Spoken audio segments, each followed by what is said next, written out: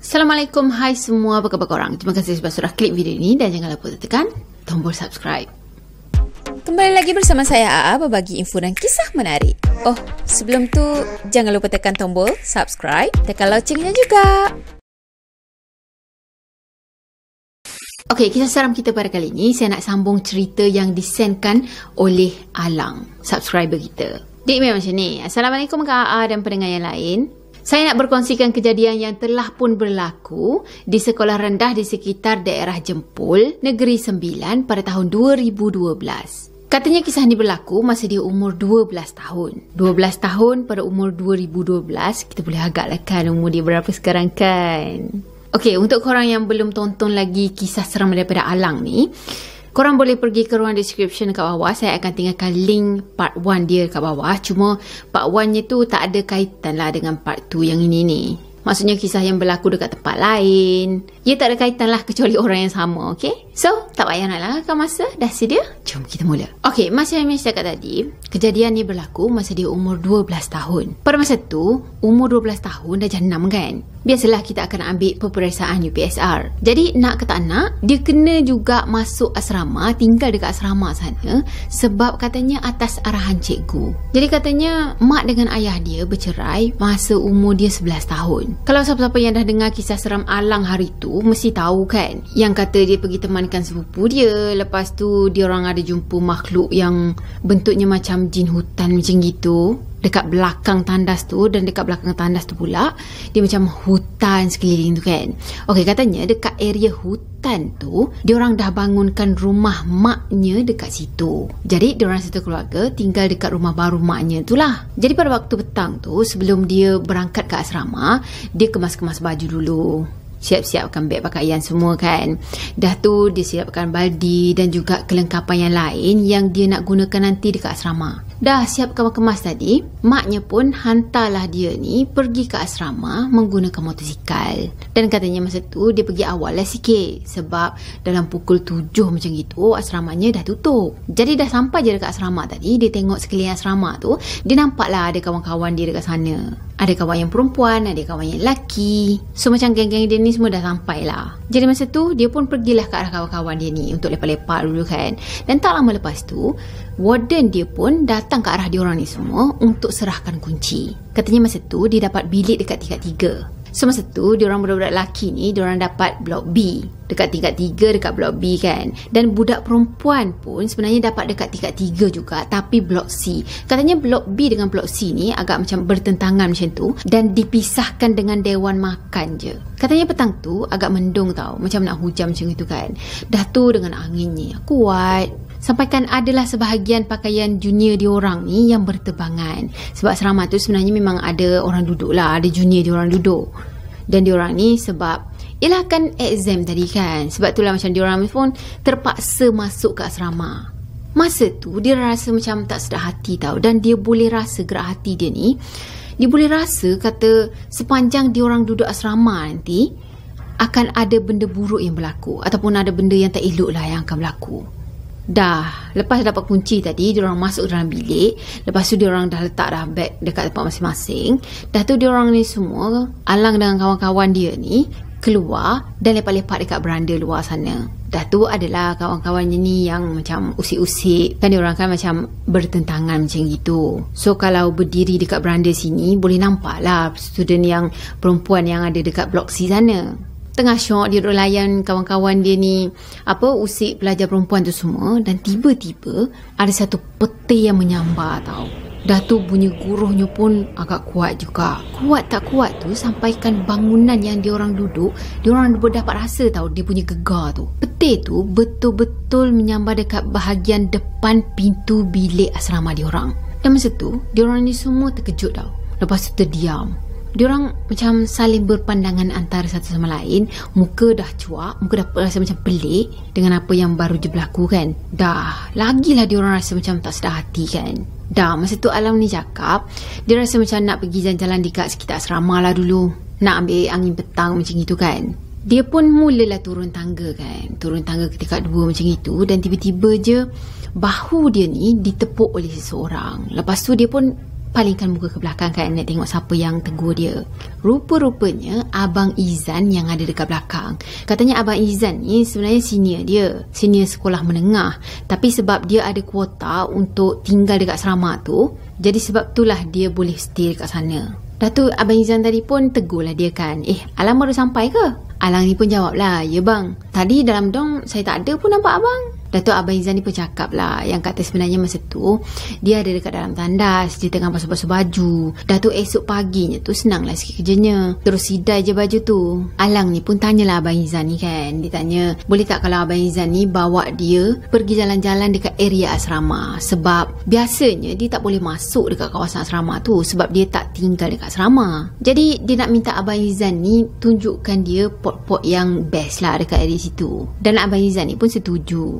Katanya ada satu pot ni, dia macam Abang Izan dia tadi pun ajaklah dia pergi dekat satu anjung ni. Diorang boleh lah duduk sana lepak-lepak, borak-borak lebih sikit kan. Dan sebenarnya pada masa ni setengah jam lagi nak masuk waktu maghrib. Masa dia orang turun-turun tangga tu, sampai je dekat tingkat bawah sekali, tiba-tiba je Abang Izan ni berhenti tau. Berhenti berdiri tegak macam itu kan, macam senyap lah. Dah tu Alang tadi pun turut berhenti lah, sebab dia tengok Abang Izan ni berhenti macam gitu, dia pun berhenti lah kan. Lepas tu dia tanya, kenapa bang? Sebab pada masa tu Abang Izan ni tengah pandang je ke arah hutan yang ada dekat belakang asrama. Jadi Alang tadi dia tanyalah kan Abang Izan kan, kenapa bang? Kenapa? Abang Izan pula masa tu dia cuma buat isyarat, shh, diam. Dah tu Abang Izan cakap macam ni, Alang, kau nak dengar tak sesuatu yang kau tak pernah dengar sebelum ni? Alang ni pun macam berkerut lah kedainya kan.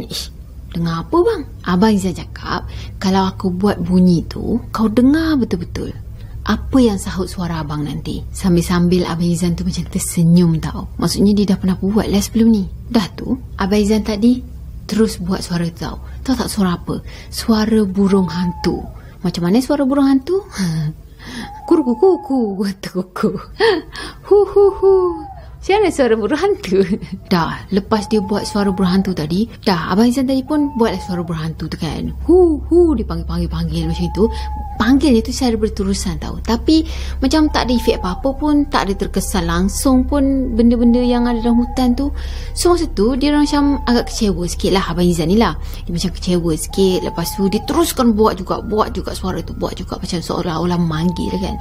Dan tiba-tiba dia orang nampak segerombolan burung berterbangan daripada arah hutan tu keluar daripada hutan. Seolah-olah macam ada sesuatu yang besar yang ada kat dalam hutan tu macam bergerak macam gitu. Lepas tu semua burung yang ada di atas pokok ni berterbangan. Abang Izan tadi pun tersenyum lah, sebab apa yang dia nak tunjuk ke Alang ni berhasil juga kan. Dah Abang Izan cakap, Alang, inilah yang aku nak tunjukkan kau. Cuba kau dengar baik-baik. Ada bunyi apa? Dah, Alang tadi pun cuba fokus kan, cuba dengar baik-baik bunyi apa je yang ada. Dan tiba-tiba dia terdengar suara orang tua ketawa tau. Macam katanya suara tu bergema tau. Dan suara tu datang daripada suara seorang perempuan tua yang ketawa mengikik-ngikik. Suara tu pula datang daripada hutan dekat belakang asrama sana. Lepas Alang dah dengar tadi, terus dia buka mata luas, dia macam terkejut kan. Dan habis semua bulu rambut satu badan dia ni menegak. Dah tu Alang tadi pun pandang ke arah Abang Izan dia. Abang Izan dia ni seolah-olah macam puas hati tau. Sebab apa yang dia nak tunjuk ke Alang ni, Alang boleh dengar benda tu. Dah tu Abang Izan dia cakap, betul tak apa yang abang cakap tadi? Dan masa tu sebab cuaca pun makin tak elok, so dia orang batalkan niat dia orang untuk pergi melepak dekat anjung sana. Dah tu dia pun tariklah tangan Abang Izannya ni, sebab sebenarnya dia tak berani jugalah nak naik ke tingkat 1, 2, 3 kan, sampai tingkat 3 tu. Nak naik seorang-seorang pula tu memang tak berani lah. Cuma katanya kalau ikutkan hati dia, nak je dia tinggalkan Abang Izan tu dekat situ. Ialah sebab apa yang Abang Izan tu buat seolah-olah macam mengundang benda tu tau. Dah bagi dah kat jemputan macam tu. So Abang Izan pun setujulah. Tambah pula masa tu dah nak masuk maghrib dah. Dah tu diorang sepatutnya dah pergi makan malam sebelum diorang ni semua pergi ke masjid. Katanya masa sekolah rendah tu Alang ni non-Muslim, Alang ni beragama Kristian.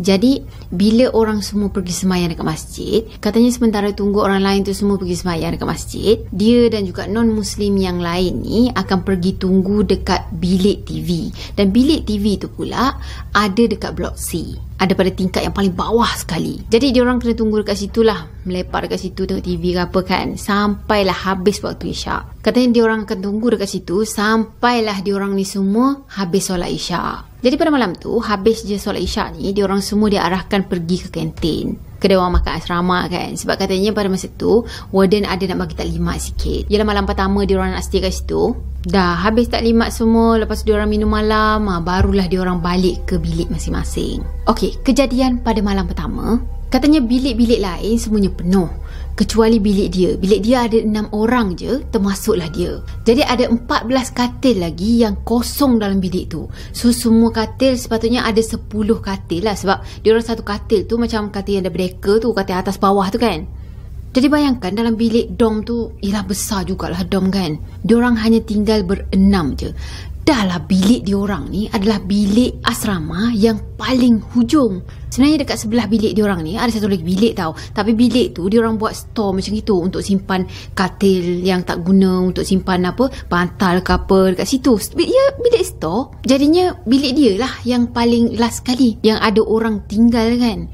Dan kebetulan pula dekat belakang bilik dia tu betul-betul hutan yang ada apa, sahut menyahut tadi. Tiba-tiba pula teringat dekat asrama kita tau. Asrama kita dulu-dulu yang dekat belakangnya tu betul-betul kubur lama. Kubur lama dengan hutan tebal macam gitu. Ada benda sahut lagi.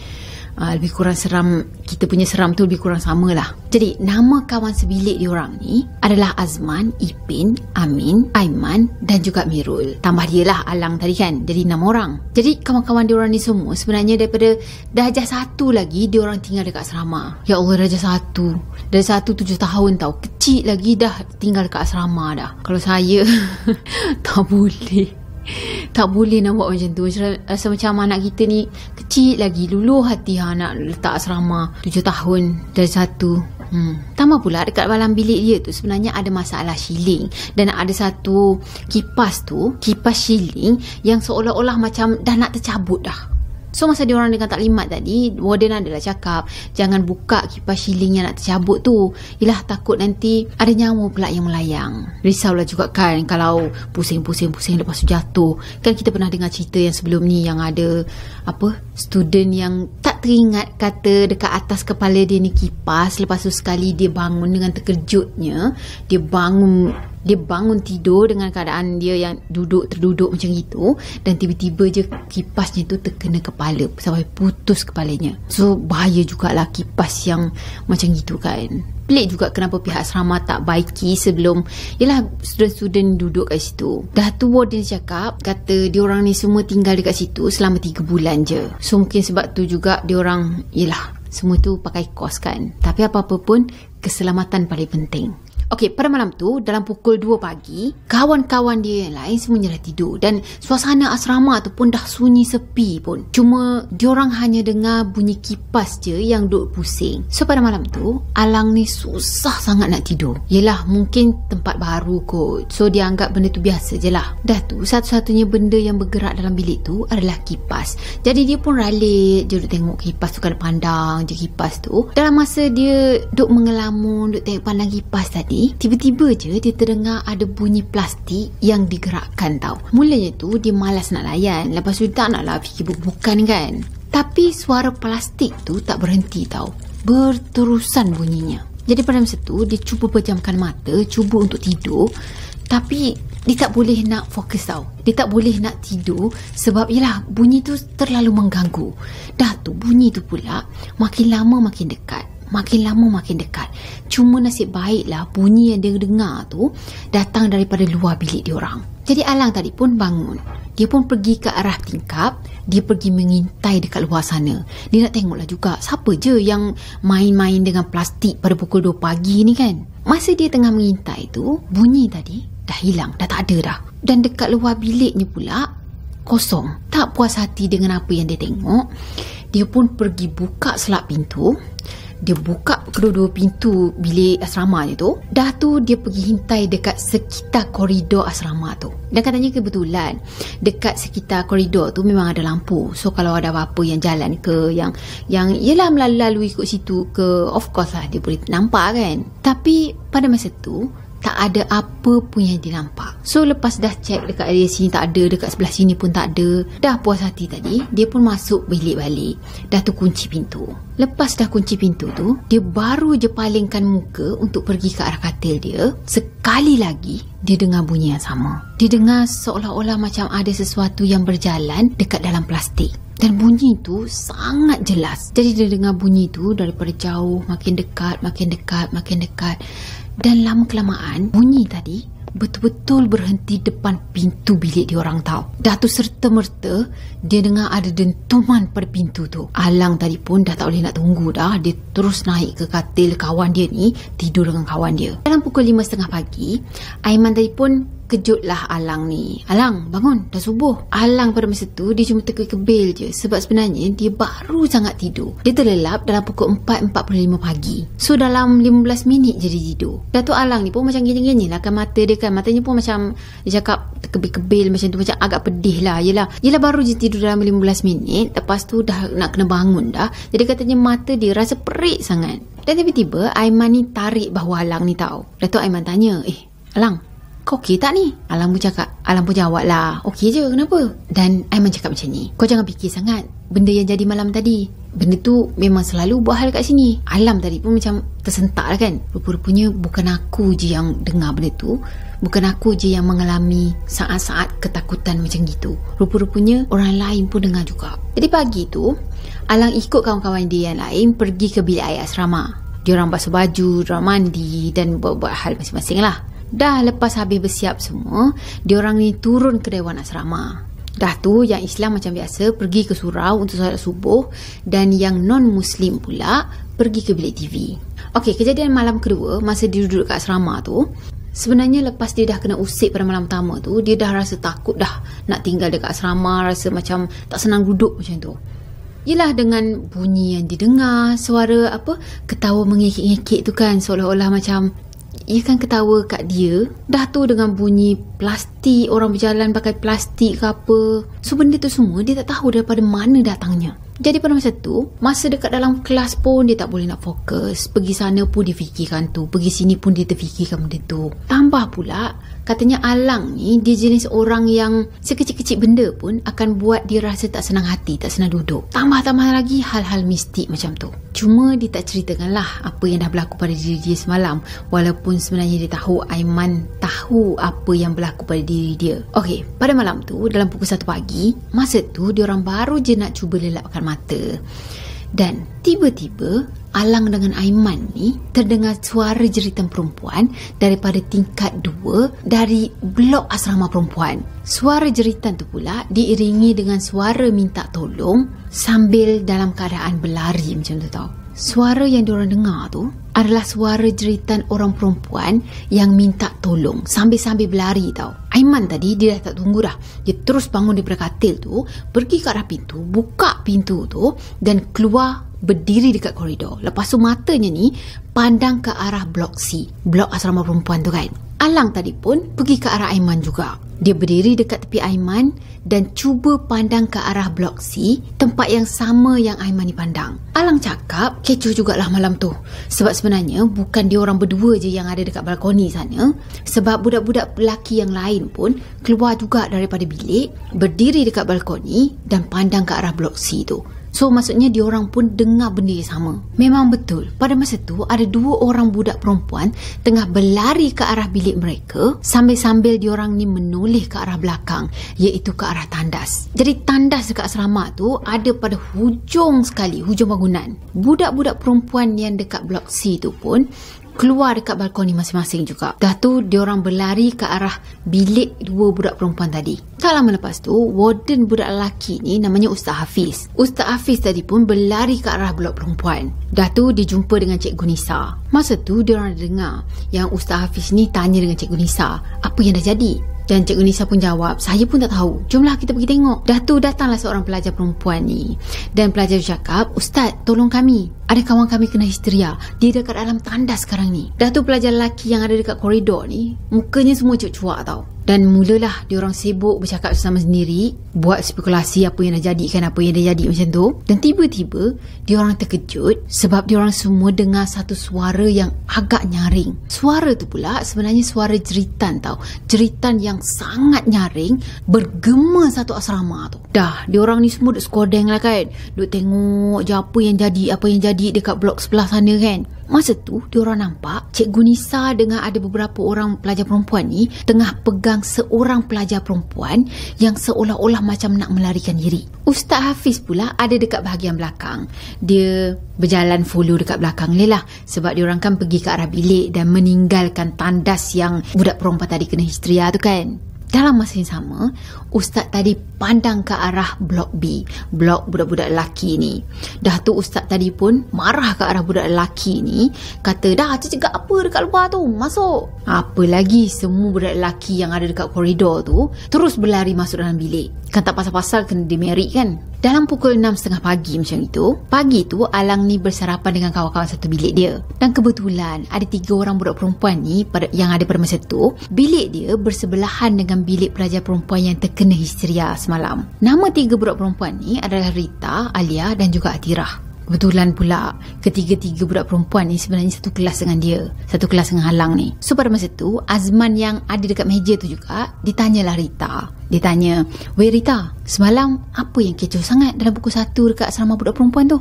Aku dengar budak-budak ni cerita yang malam tadi ada orang kena histeria. Betul ke?" Rita, Alia dan juga Atirah ni saling berpandangan antara satu sama lain, seolah-olah macam nak cerita ke tak sebab dia orang pun nampak macam takut tahu untuk ceritakan benda tu. Sebenarnya kalau saya pun takut jugalah nak bercerita tentang sesuatu yang memang ada dekat situ kan. Dah tu Rita pun tanya, "Korang ni betul-betul nak tahu ke?" Dah budak-budak lelaki ni pun, yelah, anggaplah memang diorang nak tahu kan apa yang berlaku. Rita cerita, budak yang terkena histeria tu namanya Syida. Semalam Syida pergi bilik air. Dah tu Tasnim dengan Haliza ni temankan dia. Masa diorang keluar daripada bilik air, diorang dah berjalan separuh dah daripada blok bangunan tu, barulah diorang ni perasan kata Syida ni tak ikut pun diorang balik. Jadi diorang pun pusinglah balik kan, pergi ke arah bilik air sana. Lepas tu pergi cari Syida. Masa tu diorang berdua nampak Syida ni dalam keadaan berdiri tegak je, pandang ke arah cermin dengan matanya yang dah terbeliak dah. Diorang berdua ni pun cubalah panggil Syida kan, Syida. Tapi Syida ni tak nyaut pun tau. Apa lagi diorang berdua ni pergi ke arah Syida sana, pergi goyangkan tubuh Syida. Dah tu Syida tadi dengan spontannya dia pergi tolak Tasnim ni sampai jatuh dekat lantai tau. Lepas tu Haliza tadi pun marah dengan Syida ni kan. "Dah kau kenapa Syida tolak Tasnim macam ni?" Bila dah Haliza tanya macam gitu, Syida ni dia ketawa tau. Dia ketawa dengan mimik muka yang sangat menyeramkan. Lepas tu Syida tadi dia diam sekejap tau. Dah tu Tasnim dia pandang ke arah Syida dan dia terus menjerit dengan kuat. Lepas Tasnim menjerit tadi, Syida dia ketawa balik tau. Tapi kali ni dia ketawa lebih kuat lagi. Dah terus je Tasnim dan juga Haliza ni berlari keluar daripada tandas tu. Tiba-tiba muncul si Zakwan pula dekat belakang dia orang ni semua. Katanya Zakwan ni adalah adik kepada Tasnim. Dan Zakwan cakap macam ni, "Yang aku tak fahamnya, kenapa akak aku boleh menjerit?" Dah tu Zakwan tadi pun pergi tarik kerusi, duduk dekat meja tu juga sebab dia nak dengar cerita yang lebih lanjut daripada diorang ni. Rita tadi pun sambung cerita dia kan. Rita cakap, "Akak engkau dengan Haliza nampak satu lembaga berambut panjang macam gitu dengan kusuk masainya. Dah tu lembaga tu pakai baju jubah lusuh berwarna putih dan dia muncul dekat belakangnya Syida ni. Yang lebih seramnya lagi, lembaga tadi tengah pegang bahu Syida tau." Alang ni cakap masa Rita gambarkan wajah makhluk tu, habis semua berdiri bulu roma dia. Dan tak lama lepas tu, loceng masuk kelas pun bunyi. So diorang semua pun pergi masuk kelas lah kan. Masa kat dalam kelas tu, dia terdengar ada budak-budak perempuan ni tengah sosek, tengah bercakap lah, berbual macam itu kan. Katanya diorang bertiga ni yang tinggal dekat tingkat 3, yang mana peti menyambar dekat depan pintu bilik mereka pada masa tu. Jadi yang kes peti menyambar tu bukan pada blok B tapi pada blok C. Teruknya lagi, satu tingkat 3 tu diorang berenam je yang tinggal dekat tingkat tu tau. Itu pun diorang tinggal dekat bilik yang tengah-tengah sekali. Okey, salah seorang daripada diorang cakap macam ni, namanya Nani. Dia cakap cakap, lepas benda yang dah jadi dekat Syida tu, aku takut lah nak tinggal sini. Aku rasa macam dah tak nak dah tinggal sini. Alisha, salah seorang kawan dia orang ni pun mencelah. Dia cakap, kau ingat kau seorang je yang takut. Habis kau ingat kita orang yang sebilik dengan kau ni tak takut lah. Nani tadi pun jawablah balik, isu kau ni, aku bukan apa, aku risaulah. Kalau makin lama kita tinggal dekat sini, tak apa pula yang akan jadi. Salah seorang daripada kawan dia orang, namanya Zara. Zara ni pun buka cerita tau. Dia cakap, kalau korang nak tahu, masa kita balik daripada dia orang makan dalam pukul 10 lebih macam tu, aku dengan Lily ada nampak kelibat perempuan baju putih tau. Rambutnya ni macam menutup muka, tapi dia macam ada pegang sesuatu dekat tangan dia, macam bayi macam tu. Itu yang aku dengan Lily ni macam gapah-gapah sangat nak masuk dalam bilik. Alisha tadi macam terkejut lah kan. Dia cakap, kau ni biar betul, kau janganlah nak menakut-nakutkan kita pula. Lily pula mengiyakan tahu apa yang Zara cerita. Lily cakap, betul, sebab aku dengan Zara yang last masuk bilik hari tu kan. Yelah, korang kan dah masuk bilik time tu, dan kita orang baru je sampai dekat 3-3. So masa tu lah kita orang nampak makhluk tu. Misha, salah seorang kawan dia orang, dia tanya macam ni, dekat mana kau nampak perempuan tu? Lily dengan Zara ni tak tunggu lama tau. Dia terus bagi tahu dekat mana dia nampak perempuan baju putih tu. Katanya dia nampak perempuan baju putih yang pegang bayi tu dekat bilik asrama yang kosong, selang 2 buah bilik daripada bilik dia orang. Tak keseramnya tu? Jadi Alisha tadi ditanya balik, bilik tu kan berkunci, macam mana korang boleh nampak suasana dekat dalam bilik tu? Dan Zara cakap, kita orang pun heran tau. Sebab sebelum pergi ke dewan makan pada petang tu, aku adalah juga pulas-pulas tombol pintu tu. Yelah nak try buka, aku lah tak kunci ke apa. Tapi memang aku confirm tombol pintu tu tak boleh nak buka langsung. Ya betul terkunci lah kan. Tapi malam tu, balik je daripada minum malam, aku nampak pintu bilik tu terbuka tau. Dan ada perempuan rambut panjang yang tengah gendong bayi. Bila dah masing-masing macam share pengalaman masing-masing tadi, Alisha ni pun nak jugalah cerita apa yang dia dah pernah alami. Alisha cakap, aku pun ada cerita juga yang aku nak cakap dengan korang. Nani, kau ingat tak masa kau ajak aku pergi lepak dekat Anjung? Aku ada lalu dekat depan bilik yang Zara cakap tu. Dan malam pertama kita tidur kat sini, malam tu lah aku terkena dengan bilik tu. Tapi aku tak ada nampak apa-apa dalam bilik tu. Aku cuma dengar bunyi guli bertaburan je. Mula-mula tu aku rasa macam heran lah juga kan, siapa yang main guli dalam bilik ni. Lepas tu aku cubalah nak buka tombol pintu tu. Dan macam yang Zara cakap lah, pintu tu memang terkunci. Jadi sebab tu lah diorang semua fikir, daripada tinggal dekat situ, lebih baik diorang duduk dekat rumah je. Dan Misha cakap, seram lah pula nak tinggal dekat sini lama-lama. Kalau ada apa-apa benda yang jadi dekat kita, lebih baik aku ulang alik je. Memang aku sanggup tinggal kat rumah, daripada aku nak kena menghadap hantu pula sebelum UPSR ni. To be continue. Ya, cerita pada kali ni sebenarnya panjang tau. Dia punya page dalam 41 page. Jadi saya buat 2 part 1 dan part 2. Yang sekarang ni part 1, dan kita akan sambung part 2 insya-Allah dalam beberapa hari lagi. So, tunggu. Okeylah, saya rasa sampai di sini untuk video kali ini. Saya harap korang suka video ni. Dan macam biasa, kalau korang suka video ni, jangan lupa tekan tombol like, comment, share dan juga subscribe. Jumpa lagi next video. Bye-bye. Assalamualaikum warahmatullahi wabarakatuh. Bye-bye.